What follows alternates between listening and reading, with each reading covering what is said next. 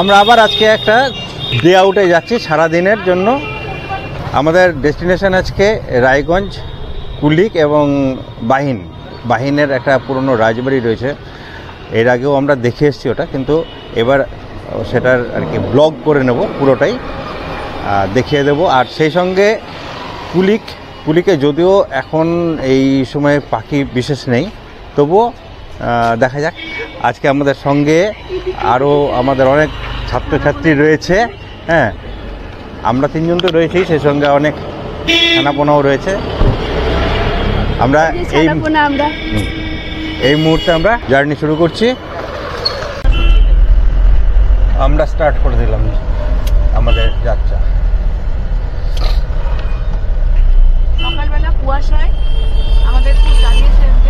হ্যাঁ, সকাল থেকে কুয়াশা ছিল প্রচণ্ড, কিন্তু এই মুহূর্তে কুয়াশাটা নাই বললে চলে। তবে হ্যাঁ, সূর্যের মুখ দেখা যাচ্ছে না। তবে এটা খুব ন্যাচারাল আমাদের এখানে, যে এরকম কুয়াশা খুব নর্মাল এই সময়টাতে।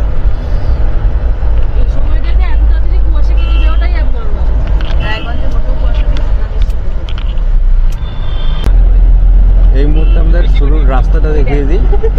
এই রাস্তাটা কাটল আশাপুর রোড।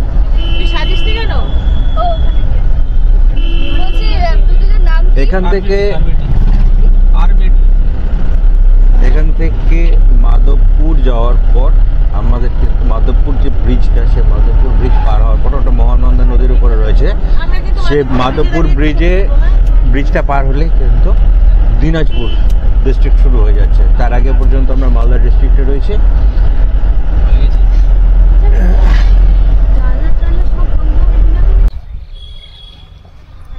যাওয়ার পথে আমরা একটা সর্ষে ক্ষেতের ধারে নেমেছি কিছু ছবি তোলার জন্য। সর্ষে ক্ষেতের ছবি খুব সুন্দর হয়, তাই জন্য আমরা এখানে নেমে পড়েছি। ওদিকে আরও শ্যুট চলছে। আমরা সব, আরে মনীষ ওদিকে কি করছে? মনীষ আলাদা হয়ে গেছে আমাদের থেকে।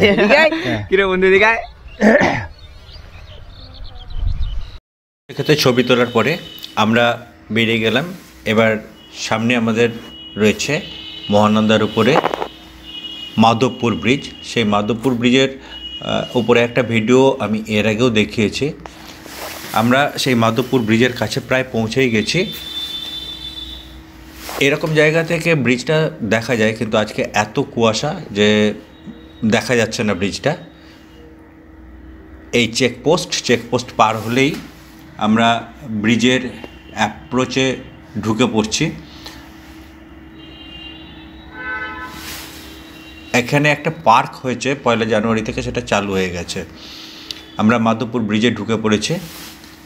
এই মাধবপুর ব্রিজটা 2 জেলার সংযোগকারী একটা ব্রিজ মহানন্দার উপরে।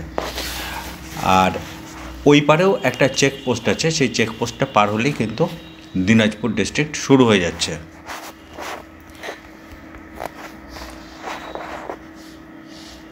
এই সামনের টার্নিংটার পরেই চেকপোস্ট।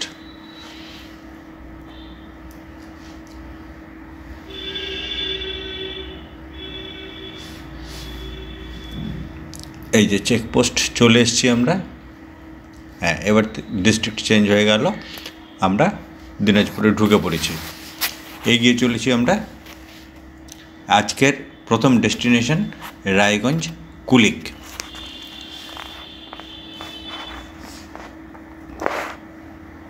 রাস্তা খুব সুন্দর, কিন্তু এত বেশি টার্ন আছে, হঠাৎ মনে হয় যেন পাহাড়ি রাস্তায় চলেছি। আর কিছু কিছু জায়গায় বসতি এত ঘন যে একদম মনে হচ্ছে যেন বাড়ির উঠোন দিয়ে বোধহয় এবার গাড়িটা চলবে। অথচ এখানে কিন্তু বড় বড় বাস, ট্রাক সবই চলে। এই একটু কষ্ট হয় চালাতে, যেহেতু এত টার্ন রয়েছে এবং বাড়ি ঘরের মধ্যে দিয়ে প্রায় রাস্তা।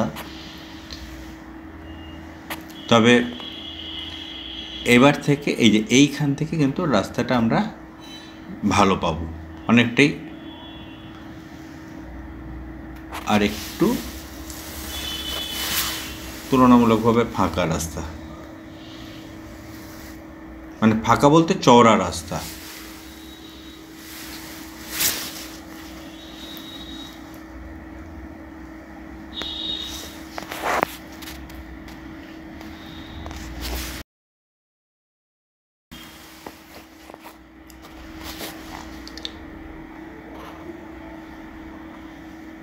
এই যে টার্নিংগুলোর কথা বলছিলাম, এই টার্নিংগুলোতে মনে হয় যেন পাহাড়ি রাস্তায় বোধহয় গাড়ি চালানো হচ্ছে।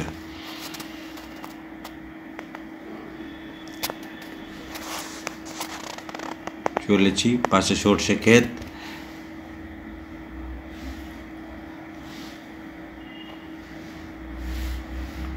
কুয়াশা মোড়া রাস্তা, বেশ চলছে।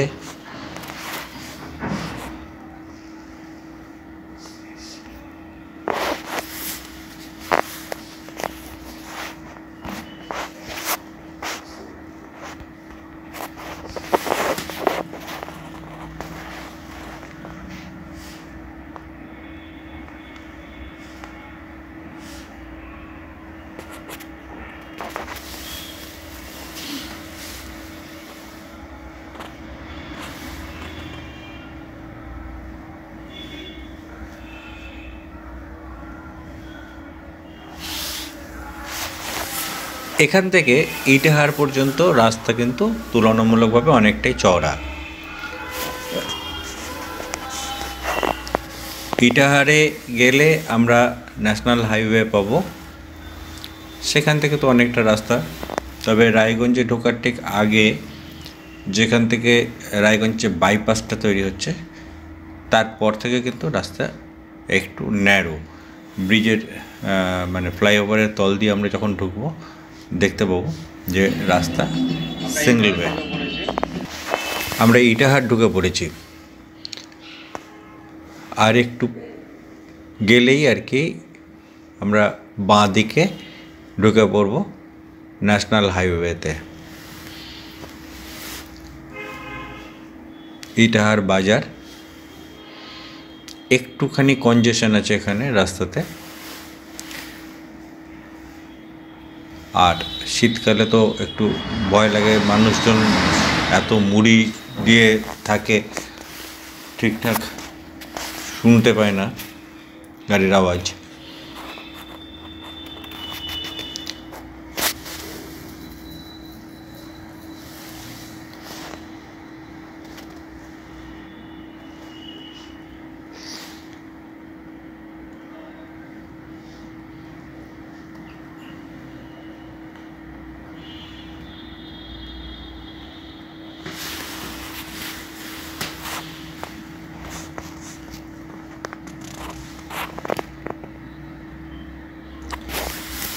বিশ্ব বাংলার একটা সিম্বল বসানো আছে এই সামনেই আমাদের ন্যাশনাল হাইওয়ে। আমরা লেফট টার্ন নিয়ে রায়গঞ্জের দিকে এগিয়ে যাব এবার।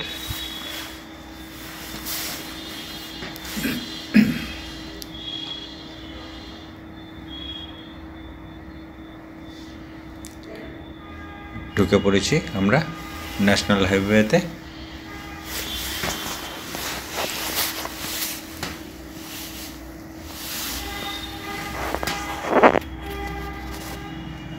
ন্যাশনাল হাইওয়েটাও কিছুদিন আগে একটু এই রাস্তাটা রায়গঞ্জ পর্যন্ত কিছু কিছু জায়গায় বেশ খারাপ অবস্থা ছিল, এখন কিন্তু রায়গঞ্জের রাস্তা ভালো, হাইওয়ের কাজ হয়েছে।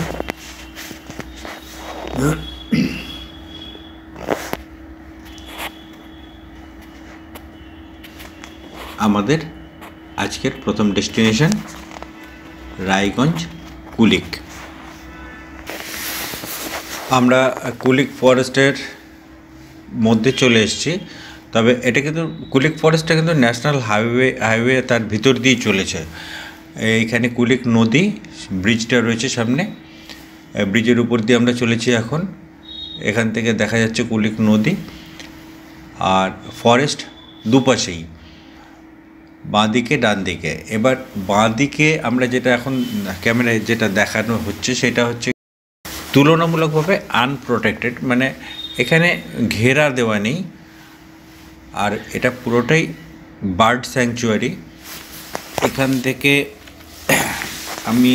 আমরা আরেকটু এগিয়ে গেলে ডান দিকে যেটা দেখতে পাবো সেটা অলরেডি কভার্ড, মানে সেখানে প্রবেশের টিকিট রয়েছে, ঢোকা যায়। তবে এই সময়টাতে কিন্তু স্যাংচুয়ারিতে পাখি, মানে পরিযায়ী পাখি নেই বললেই চলে। আর বাঁ পাশে যে সরকারি আবাসনগুলো দেখা যাচ্ছে, এটা এখানে থাকার ব্যবস্থা রয়েছে, পর্যটকরা এসে থাকতে পারেন এখানে। আমাদের ডান পাশে যে দিকটা দেখা যাচ্ছে এইখানে এটা কিন্তু ঘেরা রয়েছে, কভার্ড। আমরা কুলিক স্যাংচুয়ারির সামনে এসে দাঁড়িয়ে আছি। আমাদের এখানে টিফিন, পাউরুটি, জ্যাম পাউরুটি এবং ডিম দিয়ে টিফিন হয়ে গেছে। এখন কফি খাওয়া চলছে। এরপরে আমরা স্যাংচুয়ারির দিকে যাব। স্যাংচুয়ারির যে গেটটা, সেই গেটটা সামনে রয়েছে। এখানে হাইওয়ের ওপারে, আমরা এপারে দাঁড়িয়ে আছি। আমরা এখন কুলিক বার্ড স্যাংচুয়ারির একদম গেটের মুখে দাঁড়িয়ে আছি। যদিও এখানটা এই যে গেটটা, ওপেন বিল স্টক থাকা উচিত, কিন্তু বর্তমানে বাসা ছাড়া কিছু দেখা যাচ্ছে না। এখানে প্রচুর ওপেন বিল স্টক থাকে। একটু দেখে দিই গাছগুলোতে, এই গাছগুলোতে এই যে বাসাগুলো এখনো রয়েছে, কিন্তু একটাও পাখি বর্তমানে দেখা যাচ্ছে না। ওটা ঠান্ডা লেগেছে। এখানে সোমবার বন্ধ থাকে। একটু ভিতরে জিজ্ঞেস করে নিই, এখানে টিকিট কাউন্টারে রেট টেট সেগুলো আপনাদেরকে দেখিয়ে দেবো। তবে এই মুহূর্তে এই শীতের মাঝামাঝিতে এখানে কিন্তু পরিযায়ী পাখি আসার কথা, কিন্তু এখনো পর্যন্ত কোনো পরিযায়ী পাখির সেরকমভাবে দেখা মিলছে না। কারণ গাছগুলো তো বাইরেও আছে, তার কিছুটা বাইরে থেকেও দেখা যায়, কিন্তু সেগুলো এখন কিছুই দেখা যাচ্ছে না। এখানে এন্ট্রি ফি 120 টাকা, 10টা থেকে 5টা। আচ্ছা, আপনাদের এখানে কি ক্যামেরার জন্য আলাদা চার্জেস আছে? হ্যাঁ, আপাতত নেই। আচ্ছা, তো এটা তো আগে 40 টাকা ছিল, 120 টাকা কবে হয়ে গেল? এটা 19 সেপ্টেম্বর থেকে চালু হয়েছে। 29 সেপ্টেম্বর, 19 সেপ্টেম্বর থেকে। এটা কি এই গোল্ডেন ইগল দেখা যাওয়ার পর থেকে এই রেটটা হয়েছে নাকি? গভর্নমেন্টের অর্ডার আসছে। আচ্ছা, বাকি যত স্যাংচুয়ারি আছে, যত পার্ক আছে, সবগুলো রেট বেড়েছে সবারই।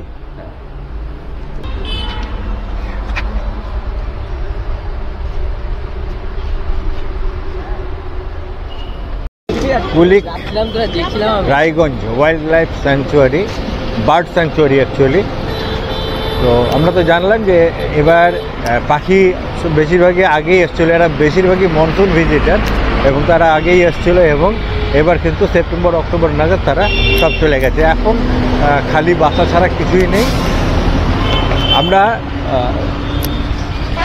এরই ঠিক উল্টো দিকে, এটাও কিন্তু কুলিক ফরেস্টেরই আন্ডারে রয়েছে, কিন্তু এটা যে স্যাংচুয়ারির যে ঘেরাটোপের মধ্যে নয়, এই পাশটাতে রয়েছে। এখানে একটুখানি ছোট্ট মতন বাজার রয়েছে, এখানে খাওয়া দাওয়া সমস্ত কিছু রয়েছে, টিফিন সব কিছুই রয়েছে। এই যে সরু রাস্তাটা দিয়ে, এটা কিন্তু অ্যাকচুয়ালি ওয়াকিংয়ের রাস্তা। এই রাস্তা দিয়ে আরেকটু গেলে ফরেস্ট ডিপার্টমেন্টের যে ট্যুরিস্ট লজ, সেটা কিন্তু রয়েছে সামনে।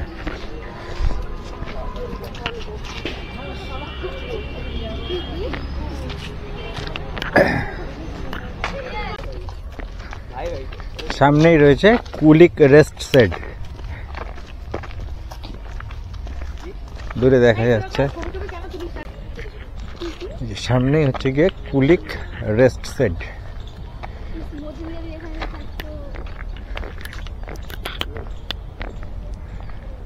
কুলিক বিশ্রামাগার। ফরেস্টের ভেতরে কিন্তু ঢোকার কোনো পারমিশন নেই,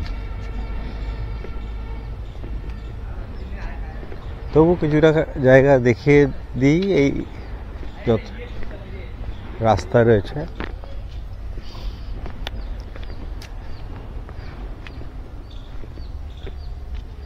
এটা কিন্তু কুলিক ফরেস্টের আউটস্কার্টই বলা চলে। ওই সামনে কুলিক নদী রয়েছে।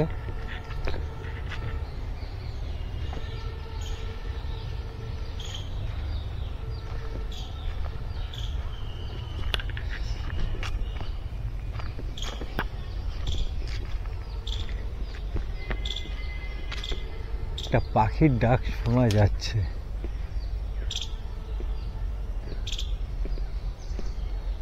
ও না, এটা পাখি নয়, কাঠবেড়ালির ডাক।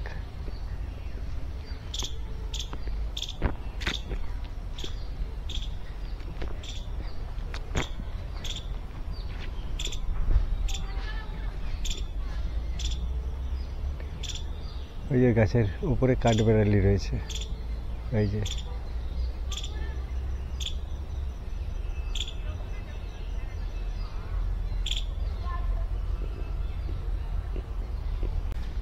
আগে কুলিকের এই যে ফরেস্টের এই ভেতরের এই জায়গাগুলোতে আগে কিন্তু এখানে পিকনিক হতো, কিন্তু এখন স্ট্রিক্টলি বন্ধ করে দেওয়া হয়েছে। এখানে পরিবেশ দূষণ এবং মানুষজন এত জায়গাগুলোকে নোংরা করে যায় সেই বিভিন্ন কারণে। আর সত্যি করার কথা কি যে ফরেস্টের ভিতরে তো এমনিতেই আগুন জ্বালানো নিষেধ, কাজেই পিকনিক এখানে একদমই বন্ধ। এখানে কুলিকের এই কুলিক নদীর তীরে এখানে কিন্তু একটা বার্নিং ঘাট রয়েছে। আমি কুলিক নদীটা দেখিয়ে দিই।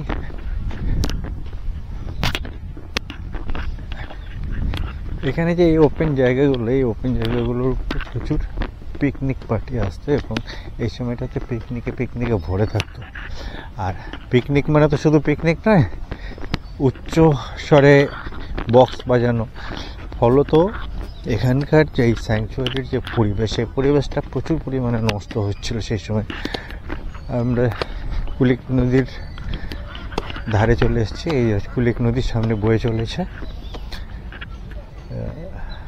ওদিকটাতে বার্নিং ঘাট রয়েছে একটা দূরে। এটা হচ্ছে গিয়ে ওটা ফরেস্ট এরিয়াটা। ফরেস্ট কিন্তু ভিতরে অনেকটাই ডেন্স, তবে বন্য প্রাণী সেরকম কিছু নেই। এখানে রয়েছে শিয়াল টিয়াল কিছু রয়েছে অবশ্যই। আর এটা কিন্তু মূলত পাখির আলয়, বার্ড স্যাংচুয়ারি।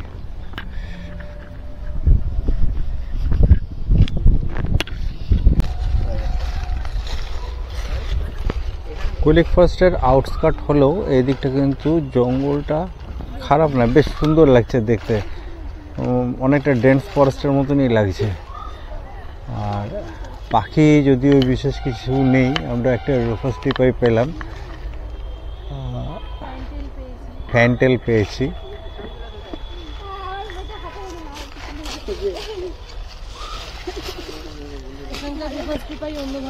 হ্যাঁ,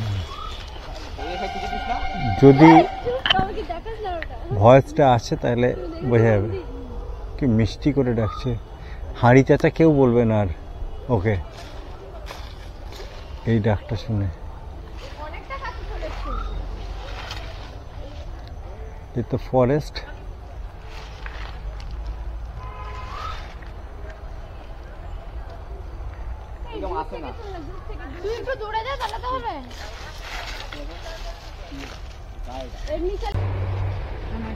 আমি গাড়িতে গিয়ে আগে কোডগুলো খুলবো।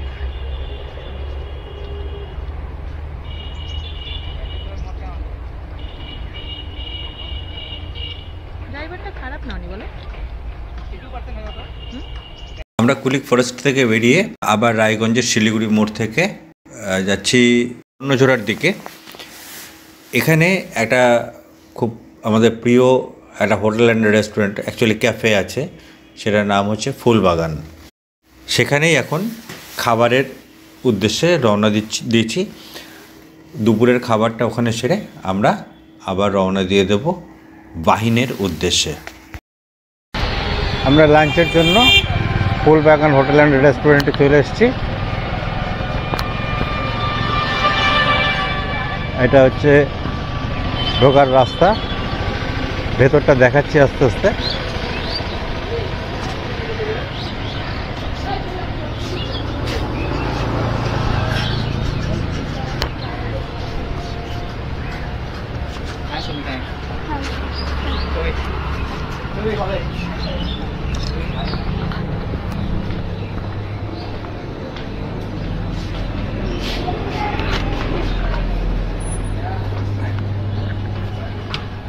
এখানে ডাইনিং স্পেস রয়েছে, এছাড়াও ভিতরে অনেক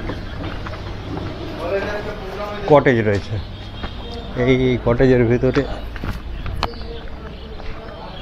খাওয়া দাওয়ার ব্যবস্থা। এখানে একটা ফোয়ারা আছে, কিন্তু ফোয়ারাটা রাত্রিবেলার আগে চালু হয় না। ফুল গাছ আর নানা রকম গাছে সজ্জিত, নাম একদম সার্থক ফুলবাগান।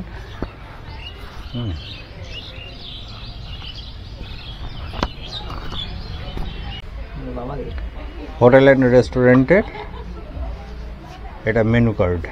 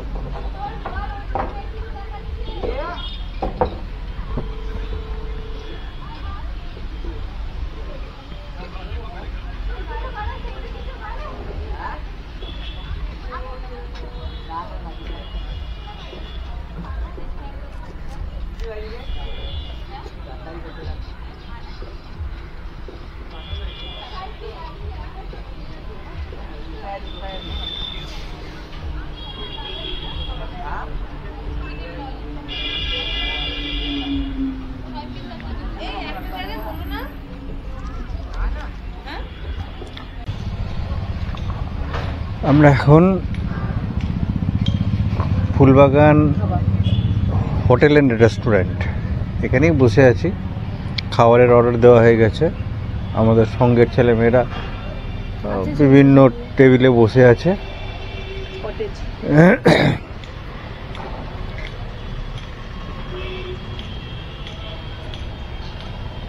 এরকম ছোটোখাটো টেবিল নিয়ে 5 জন 6 জন বসার ব্যবস্থা রয়েছে। ওরা বিভিন্ন জায়গায় ওরা বসে আছে। আমাদের খাওয়ার অর্ডারটা দিলে আমরা যেহেতু অনেকজন আছি, একটা টেবিলে আটবে না, তাই জন্য আমরা ভেতরে গিয়ে যে ডাইনিং স্পেস সেখানেই আমরা বসবো। আপাতত টাইম লাগবে বলেছে, অপেক্ষা করি। তারপরে এখানে খাওয়া দাওয়ার পরে আমরা যাব এখান থেকে বাহিন রাজবাড়ি। খাওয়ার সার্ভ শুরু হয়ে গেছে। চিকেন, মটন, পনির সব চলে এসছে। স্যালাড সার্ভ চলছে।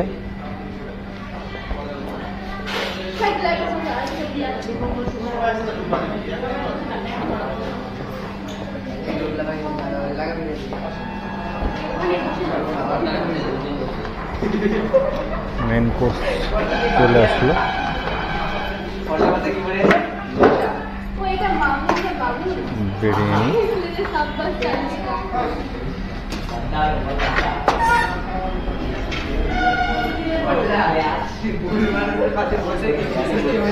বিরিয়ানি, কিছু খেতে হবে না,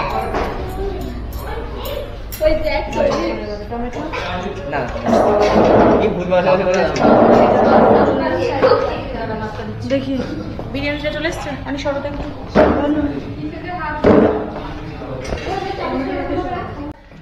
খাবার সার্ভ হয়ে গেছে। চলো।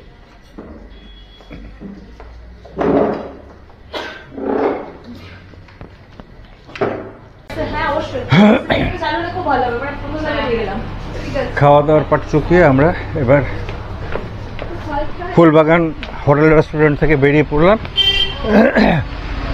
এখান থেকে আমরা এখন সোজা বাহিনের উদ্দেশ্যে রওনা দেব। সময়টা অনেকটাই পার হয়ে গেল, আমাদের এবার একটু তাড়াহুড়ো করার সময় হয়ে গেছে। আমরা বাহিনের উদ্দেশ্যে রওনা দিচ্ছি।